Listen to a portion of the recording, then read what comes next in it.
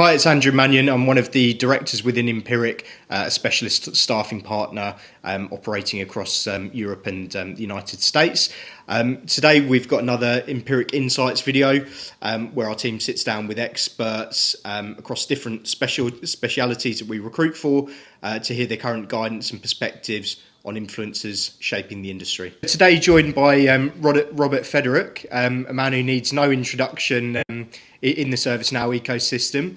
But if you could, Robert, do you want to give us a brief introduction for yourself for people who might not know who you are? Yeah, you're too kind, really. My name is Robert Fedoruk. I've been in the ServiceNow world for over 15 years. Fred Luddy wrote me an update set once. It's been that long. In that time, I've had pretty much every job. I've been the lowest of the low baseline beginner ServiceNow admin. I've developed custom apps. I've had apps on the store. I've been in sales. I've been in pre-sales. I've been a customer owner of ServiceNow, and I've been a freelance consultant. Oh, fantastic. So clearly touched on quite a few areas. How has your journey kind of within the ServiceNow ecosystem shaped the way that you think about talent, skills, and opportunity to? Sure. I think there's one message I would say to people who are searching. It's that if you're going to somebody who's like an old-timer vet like me, like our journeys will not match. You really have you have to find your own way in some extent. And there's good news and bad news about that, and we can get to that. But what you have to realize about people like me is that it was a time that was so starved for credible resources that everybody had to make their own. And so I kind of fell into the ServiceNow ecosystem because I was the least useful person in IT at that time. And so they just kind of said, hey, that Robert guy has worked with ticketing tools before. Like, let's put him on that. At the time, it was only ITSM and custom apps. That was as wide as the ServiceNow platform went.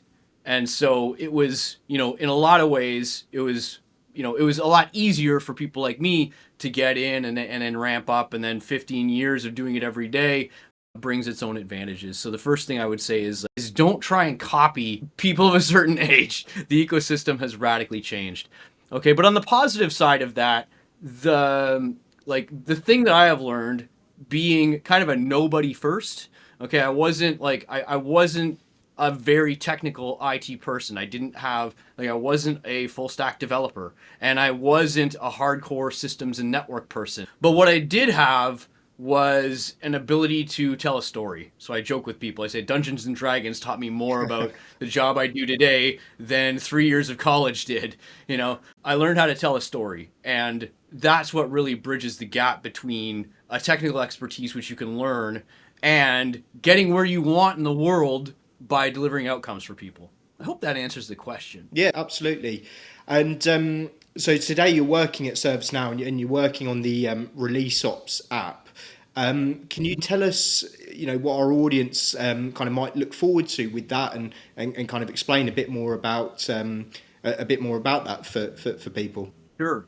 Well, when ServiceNow first came out, the ability to take stuff from a development environment to a test environment to a product environment was done via this concept called an update set, which was miraculous at the time, but the entire world has moved on, since then. And so we have GitHub, we have all kinds of source control knowledge domains that have popped up between then and now. So we have this problem that the vast majority of our ecosystem is on update sets still to move code from here and there. And to a certain level, like ServiceNow is a low-code platform, and update sets are understandable to people who build on ServiceNow who are not necessarily a full-stack developer, right? So we're not going to be able to just snap our fingers and everybody's using Git tomorrow, right?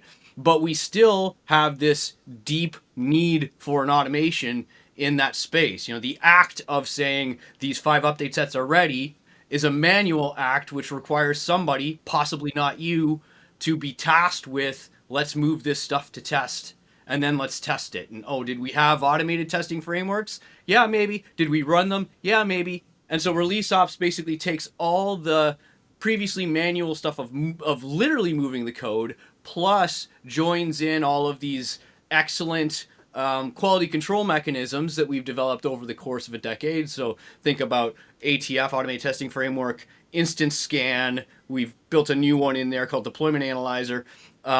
and make ReleaseOps the central hub for planning the assessment and move of code between your instances. And so just bring it up to a really high level, push more stuff more often with a lot more confidence. Wow. Yeah. Fantastic. Yeah. Sounds really, really exciting.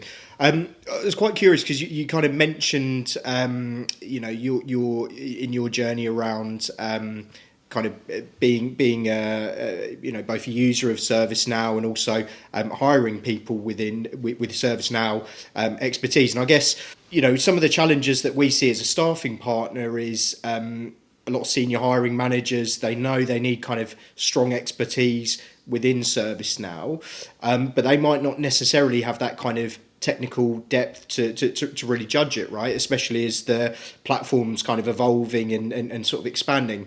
So in your experience, what are the best ways for kind of non-ServiceNow leaders to identify whether a candidate is the real deal effectively? Yeah, it's tricky. And actually, on my other podcast, I just released kind of a half-hour kind of diatribe on this. Yeah. I think a lot of people, when they imagine what does a top-tier ServiceNow resource look like, they kind of make the mistake of focusing on the technical. And I'm not saying that isn't a pillar. It is a core pillar. Like, without that technical expertise, the stool won't stand, right? But they miss sometimes some characteristics that, again, with soft skills, people don't know if they can be adequately assessed. And my argument is they can. And I've broken it down into the accessible trifecta of characteristics that put you in the realm of finding a top tier ServiceNow talent. So if you just want me to go over the three points on that absolutely, stool. yeah. Okay. Yeah. So the first one is obviously capability. Okay. And it helps if you know a little bit about ServiceNow or have somebody on your team with the strong technical chops. But there's ways of framing questions that can test for technical capability. Like we're pattern recognition machines, right? Since we lived in caves, we have been trying to find ways to figure out if, like, is this person telling me something from a space of knowing, or are they BSing me? You know what I mean? And we're actually quite good at it if we give ourselves a little credit. So there's ways tailoring a question. Like, for example, I might ask you, if you were applying to me as a ServiceNow expert, right, and you've been around the space, you can probably like throw around some of the terms, right? So if I said, tell me about the hardest thing you had to build and what made it difficult. Tell me about the hardest thing you ever built in ServiceNow and what made it the most difficult, right? Now, I might not necessarily, and even I have had these interviews where somebody's talking about Service Portal. I'm not a ServiceNow Portal person, right? But I can tell by the way they answer, like the confidence, right? And like there's certain ways you talk about technical areas, right? Where I could tell, well, you know what's going on there, and I don't. Yeah. And you can tell by a person's bearing and cadence of speech and whatnot if they're just trying to grasp at straws, right? Or if they're BSing you with some kind of memorized content. Yeah. Okay, so that number one is the capability. Okay, but number two is communication. And so there's different ways you can break that down. Can they do a talk back to demonstrate that they really understand what you said? Like, we have a lot of complicated questions. We have a lot of complicated statements of requirement in our ecosystem. Can I tell that you know what I said when you talk it back to me, right? Yeah. Then there's persuasiveness. There are going to be times in a ServiceNow person's career where you're not going to understand, like, we're not going to come to an agreement, right? Like, the customer wants it one way. You don't think that's a good idea. Everybody talks about wanting to do best practice until they want something that isn't under best practice. Can you be persuasive enough to change the odds there, right? And number three, within the communication stool, can you abstract things, right? Can you understand your audience and what they need? So we're in front of the C-suite. What the heck's going on with ServiceNow? Everybody says it's slow. Are you going to be talking about nth level technical detail that requires a degree just for you to understand? Or can you break it down for somebody who's not there and still have them understand the key problem, right? Or the key value proposition for doing something. So we've got capability and communication, right? And the last thing that you can test for, which is a key on that stool for a top tier ServiceNow resource, is agency. Meaning, how much of my managerial energy do I have to use in order to direct you to do stuff? Or are you the kind of person that can find the things that need to get done, use your communication skills to do all that persuasion, and then use your capability to actually do the work. So if you got the first two, the capability and the communication, that can still be somebody who has to be told everything that needs to be done. Yeah. But if you can get the communication, the capability, and the agency, now you've got somebody who is top tier because they have the chops, they know, they can communicate what needs to be done, right? And they will go and do it. And all of those things are testable with the right questions. Yeah, absolutely. And I guess kind of, wearing a different, looking at it from a different lens and kind of looking at it from the candidate perspective, how as a candidate within the ServiceNow ecosystem, how can you kind of make that better story for yourself? How can you kind of position yourself to customers or to, the same hiring managers that maybe they're not kind of technical ServiceNow? What are the things that you could, as a candidate, that you could do to stand out? Yeah. Once again, Dungeons and Dragons taught me more about my ServiceNow life than my university degree did. You have to role play a little bit, and we also call it being empathic, right? Can you feel and take the perspective of somebody else? And so just flip the script a little bit and role play how you would be interviewing for a ServiceNow talent. Like, what do you care about? And so when people come to me like, Robert, what certs will get me hired? Well, I'm not saying they're not valuable. They certainly play a part in the marketplace. But is somebody who says, I want somebody to do SPM, like, is the end goal of that to find somebody with a cert, or is it to find somebody capable? And the cert is a token of the capability. It's a useless token if you have not the capability, right? And so, like, you don't worry about the cert so much as you worry about the capability, okay? And you, as a candidate, have two and only two levers to get what you want, which is good news because it's just easy, right? Number one, do you have the capability? And by capability, I don't mean did you pass the cert. I mean, could you take this entire product line, like I just got certified in SPM, great. Just do a 1 hour demo of it. Do it to yourself. I don't do it to a friend, do it to your mom, right? Just demo it so you can show that, yes, you can actually make this thing go, all right? So capability is your first lever. The second lever is the narrative around that capability. So just coming in and saying, I have the SPM cert. So what? So is everybody applying for this job. And everybody knows that some of those certified people aren't worth the paper that the cert is written on. Because again, that capability lever, right? So how do you build a narrative that shows more than just somebody guesses that they think that I can do this? And that is to have experiential stories you couldn't have otherwise, right? So like a few years back when I was doing resume reviews, you'd see these types of resumes 9 times out of 10. It was just people writing down the types of building tools, right? Like wrench, hammer. Like if you had somebody come to your house, you wanted to build an extension on your house, you wanted to remodel your bathroom, and somebody comes in and says tack hammer, wrench, plumber's wrench, screwdriver, Phillips screwdriver. Like, you would be like, I don't care. Like, all I want you to do is, like, all I want to know is how many of these bathrooms have you done? How credible are you at it? And so if they come with like 5 pictures with happy people in the rooms that they built, now you're like, great, look how happy those people are that they got their bathroom remodeled. This is the person I want. You have to do the same thing in the ServiceNow side. So what that looks like narrative-wise is XYZ. Not my concept. I stole it from the internet. But the XYZ principle is by doing X, I achieved Y as measured by Z. Nobody cares you can write a business rule. Everybody who wants this job should be able to write a business rule. Tell me about what you did with the collection of tools that you had that demonstrates that you not only understood how to wield the tools, but you understand the deeper purpose of wielding the tools in the first place. We don't build this stuff for the sake of it. What a waste of time that would be.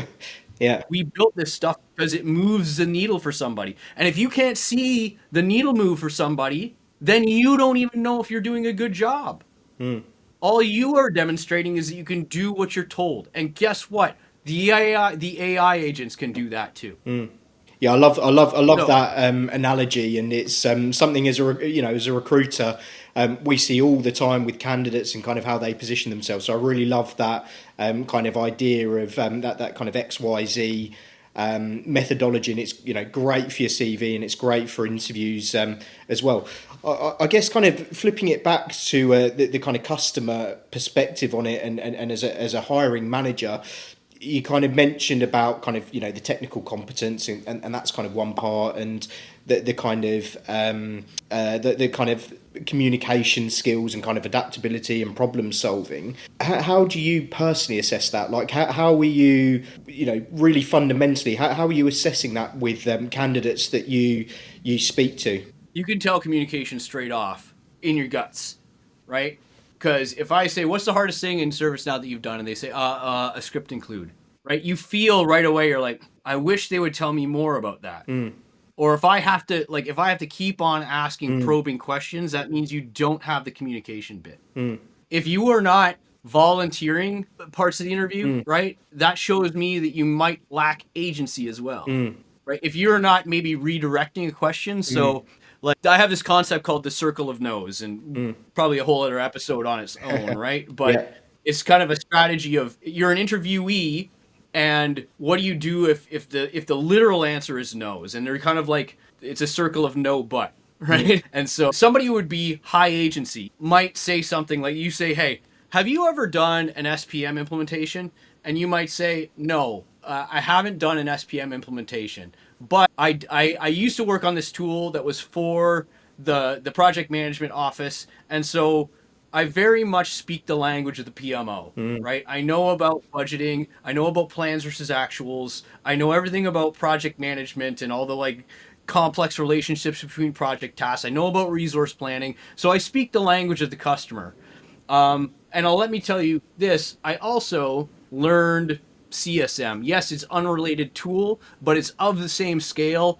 And last year I learned that to deliver these outcomes for a customer, right? You didn't ask me to volunteer that information. All you said was, do you know SPM? And I said, no, I don't know SPM, but here's a way you can reframe thinking about me in a way that gives you comfort that I can still hack this problem. That's something only a high agency person can demonstrate. Whereas a low agency person would kind of tuck their tail and say, oh, no, I don't know SPM. And screw me. Like, I guess that ends the conversation, right? Yeah. Like, and so, like I said, it's a bit of an art form, but it is not impossible to assess the communication skill, the agency characteristic by asking them questions and listening to their answers. Yeah, absolutely. Asking them the right kind of questions too. Like you're not talking about tell me the definition of something, right? Tell me the definition of something and why it matters in relation to something else, right? So compare and contrast questions, or even opinion questions. Like one of my favorite questions is, what's your favorite part of the platform to use and why? So somebody like me, I might say Flow Designer is one of my favorite parts of the platform because I think it takes a lot of stuff that you would previously need to have a lot more coding experience, and it makes way more power, way more accessible to somebody like me who wasn't born a full stack developer, right? And not to mention that if stuff is built in Flow Designer, more people can access it after I leave. So if I leave my stuff, and people might say Robert's awesome, but Robert's only been here for 15 years, right? I'm not, more technically savvy than anybody else, but I guarantee there's a higher likelihood of my the next person in line understands my stuff better than the stuff that's been coded, right? So that you see how I've shown like a communication, an agency is what's your favorite thing catalog. Okay. And then also kind of like, what's your least favorite thing in ServiceNow? What would you change and why? Right? And it takes a certain amount of both technical experience and communication savvy to articulate something like, what do you not like about the tool? Right? Yeah. So it's kind of those you're kind of testing all the questions that you've kind of formulated. You're kind of testing across those three pillars effectively in the answers. Yeah. I think people reach for the definitional questions when you could be asking opinionation questions and compare and contrast questions, and they can still sit at a baseline low level of technical ServiceNow experience, right? Like I know nothing about Portal, but I guarantee you I can find the Portal person for you, right? Because I know how to ask questions that aren't necessarily get me the definition, because those are the easiest ones to be faked. Somebody with decent amount of cognitive recall capability, or somebody who's read material over and over and over and over again can have precisely that amount of experience and still pass those kind of tests. So you have to ask it in the context of, like, another good one is like, why might I use policies before I even attempted or thought about using client scripts? Like, I don't need a high degree. I don't even need to know the answer, but you can tell by somebody's answer if they know it or not. If they just fire two definitions at you, okay, you've read that. But if they say, "Let me tell you about the time I totally messed this up because I did it the wrong way," now I know I'm getting somebody with, again, agency, communication, and experience. Yeah, fantastic. You haven't ever considered a role as a recruiter because, like you mentioned, some of the questions there are fantastic in terms of understanding the kind of skill set and what's really needed. I can almost see that translating to the interviews that we have with our candidates, with some of the customers that we work with, and you can kind of see those pitfalls, right? So yeah. Yeah, so I have been a recruiter. Yeah. It wasn't something where I set up a big operation and Yeah. had my own website. It was kind of like a word of mouth thing. People would come to me and say, "I got a friend who's looking, agree on some terms," and then I'd go find them a resource. Yeah. And it was I just didn't you know what I mean? Like, I didn't go all in with it. But I have done recruiting. Yeah, nice. And is there anything that we kind of haven't touched on today that you wish more people, kind of especially hiring managers or kind of aspiring ServiceNow professionals, kind of understood about either building successful teams or sort of careers within the space? I guess the whole arc of the start of our conversation with the capability, communication, and agency is what I like. If I could just say one more thing to that ecosystem and then go away off into the sunset, it would be for hiring managers to understand the top tier is not about technical excellence. The top tier is about technical excellence combined with communication, combined with agency. It'll be like a 50 millionth time I've said that, but I can't say it enough. Okay. In terms of stuff we haven't covered, I think I have more of that on the side of the candidates, especially the newer candidates. Okay. There is a bias in our technical realm that technical stuff is more like education stuff, right? Like, technology has more akin to things I would study in university. And therefore, it's a question of reading enough material to gain capability. But if there's anything I've learned in this 20 years in IT journey I've taken, that is absolutely not the case.